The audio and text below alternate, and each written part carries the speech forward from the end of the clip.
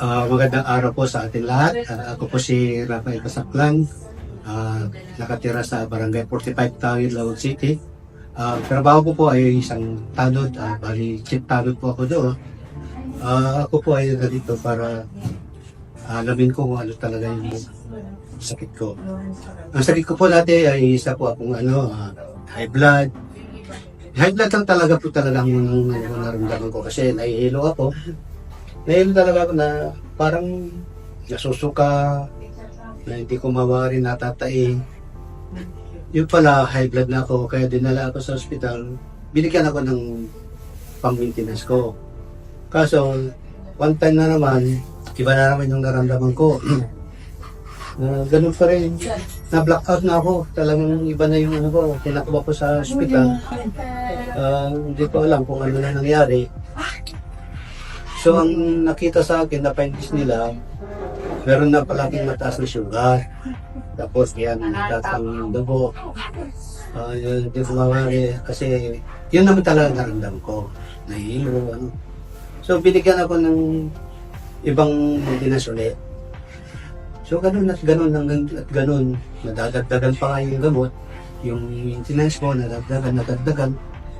So, one day, nagpa-laboratory ako ng mga dugo, cholesterol, FBS na sinasabi nila, matataas. So, hindi ako maka-concentrate kung ano yung gagawin ko. Kung may mga trabaho ko na ginagawa doon, wala ako. Parang blanco kasi yun lang. Talagang iniisip kung bakit gano'n. Tuloy-tuloy lang.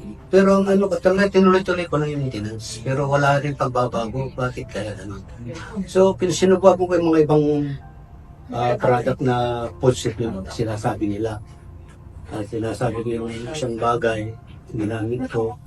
Wala, ganun pa rin.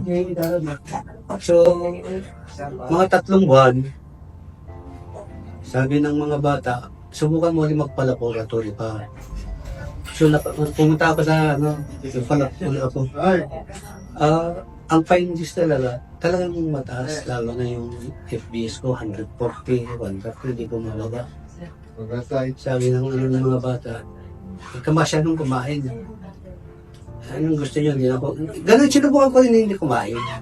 Pero masama eh. Umukulo yung tiyan mo kasi walang laman. Tapos titit ka ng gamot. Masama. Yun din ang sabi ng doktor. Kumain ka lang kahit kaunti. Pero, nung may sa akin, nung nagsubok sa akin dito sa Tau Elevate na product na Elevate in 1, 8 herbs at saka mangustin. Nung nag-take ako yan, mga 1 linggo siguro yun. O 1 linggo, doon saka ako nagpa-laboratory. After 2 days, pumunta ko doon sa laboratory ko. Mga bandang hapon, lumabas yung resulta ng lab ko. Lahat naging maganda. So, doon ako nag-ano sa Tau Elevate.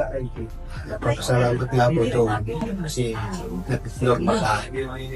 Yung sa akin, may mga kagaya kong nararamdaman, tulad ng mga ganyan, high blood, mataas ang asok, mataas ang sugar, cholesterol. Subukan nyo itong Tau Elevate. Kagaya ko, subukan ko kasi naramdaman ko at naayos naman. Wala akong mawawala sa akin. Malay nyo, kumanda rin kagaya ko.